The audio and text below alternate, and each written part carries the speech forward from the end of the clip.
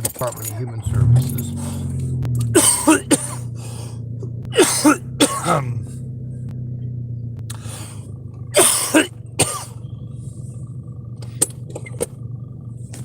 There's a gentleman with me earlier, and he needed to come here to turn in some folks who are living in real nasty conditions. When you've got children playing over poop on top of garbage, I mean, that's a real scary situation.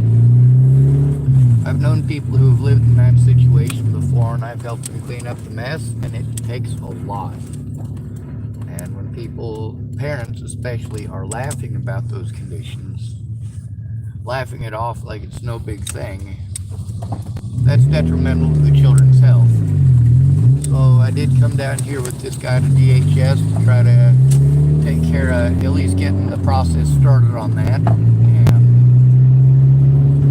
no, I did not work on the things that I need to work on. The reason for that is because I am right now going down to Fred Meyer's, where I'm going to meet a man who's going to hopefully look at some evidence with me. And hopefully he is going to help me turn the crimes against me into the DHS. Unfortunately, that includes stuff involving the DHS in Hood River and the Dalles. Well, primarily the Dalles.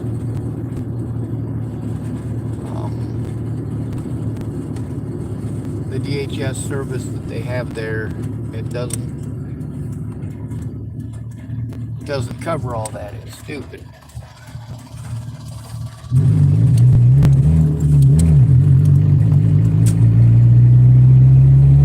Anyway, with the gentleman that I'm going to meet, he's familiar with autism, or at least somewhat familiar with more than one person who is autistic, so he's aware that it is a spectrum, and what he is used to may be different with me. Kind of like with a lot of people who only know low-functioning autistic people, they don't understand how intelligent most of those low-functioning autistic people are. They're not dumb. The problem is you're not understanding and they can't communicate with you.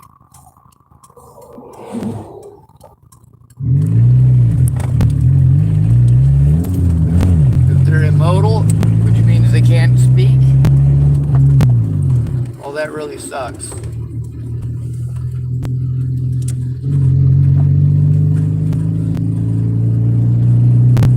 Anyway, so I was at the DHS office this morning already, and he was able to get a hold of the first part of it that you got to jump through.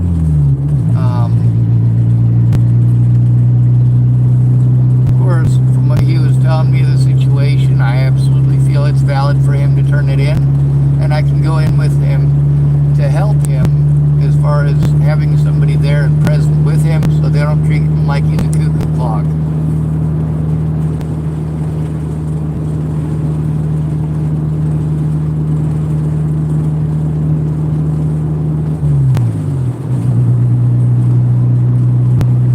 The stuff that I need to turn in,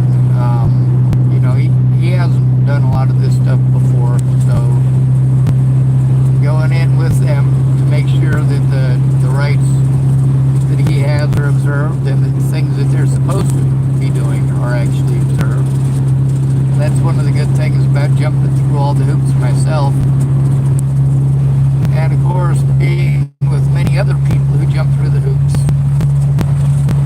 That's one thing about being the liaison there in Boulder, is that increased the number of people that I'd gone in to help do this stuff almost in just a couple of years, and I was there for like 8 years.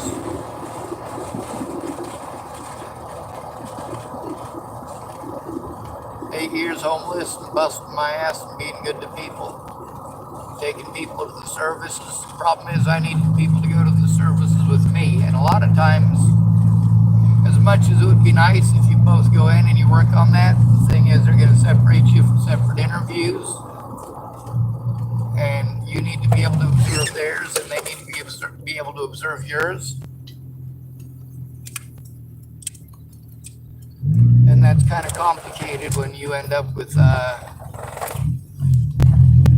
two different caseworkers at the same time that both want to talk to you, or they're not willing to allow you to have another person in there, which they're actually not allowed to do.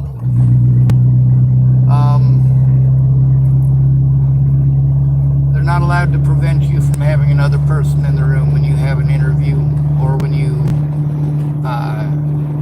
are trying to turn in a crime. They're not allowed to deny you that right.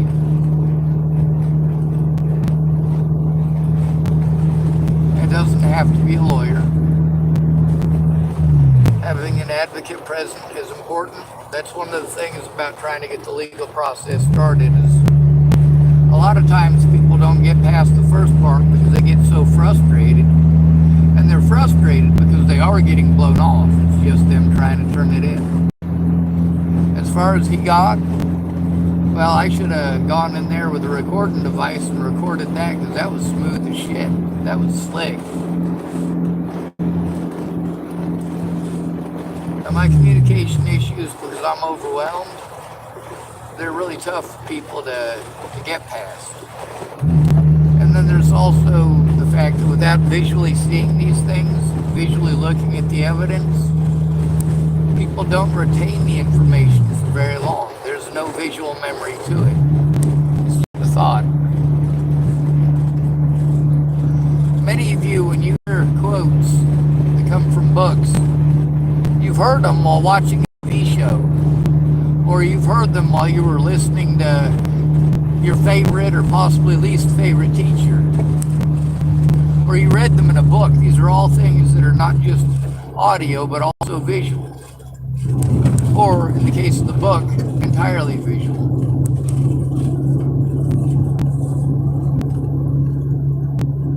Now, there's a lot of people that I absolutely love, and if they were to take the time to look at the evidence, instead of talk to me about what they think is supposed to happen and what they think is the law and what they think is this and that and the other, shit, I come to find out there are many of my friends who are lied to by law enforcement, who ended up taking the rap for shit that they didn't do because they were lied to by cops in a way the cops are not legally supposed to do that to you.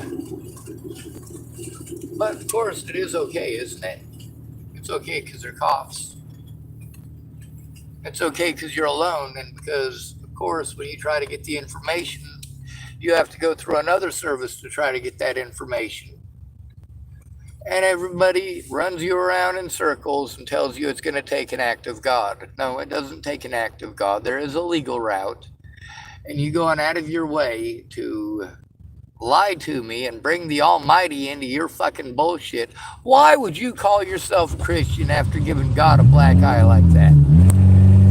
Act of God. Whoa. All right. I am having to stop in the middle of the road. Sorry, there's debris in the road.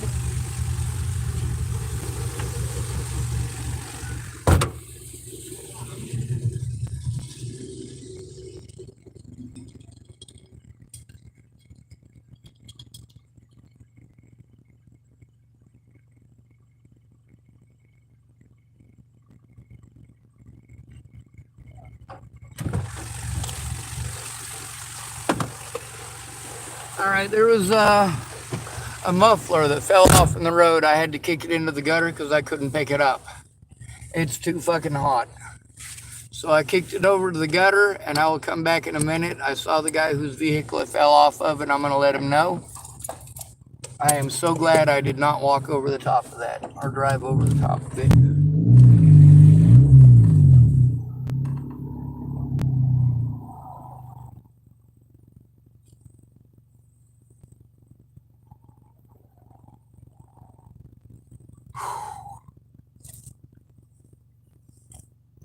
Anyway, I got to get some stuff done and organized, and that way it can be turned in. And that's something that being completely flat fucking broke and constantly having to pour all this money into a vehicle without any income, this is fucking hell. And it sucks because I'm having to go around to churches and Of course, most of the time, people don't help you like the churches around here have.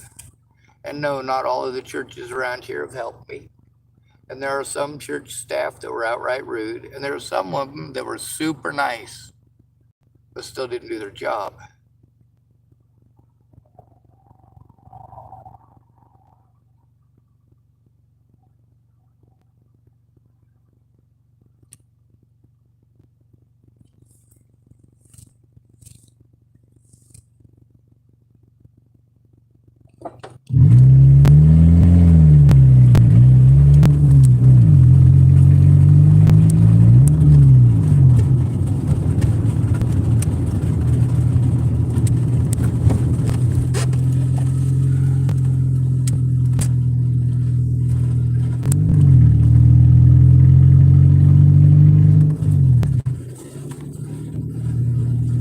Anyway,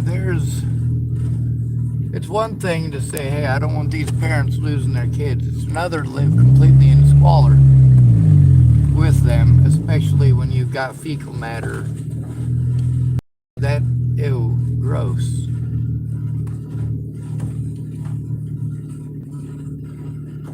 So,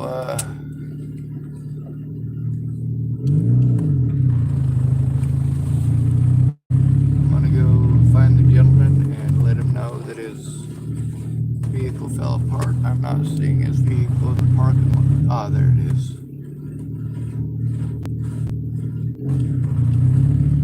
Alright, so this isn't any sort of court business or business with abuse or anything like that. It's just me letting the dude know where his vehicle part is. And so I'm gonna just go let him know.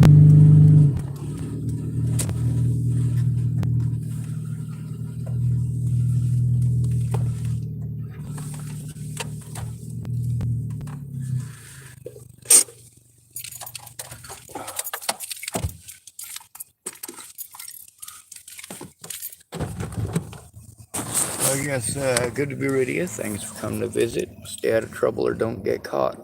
Remember, you are your brother's keeper, and no victim left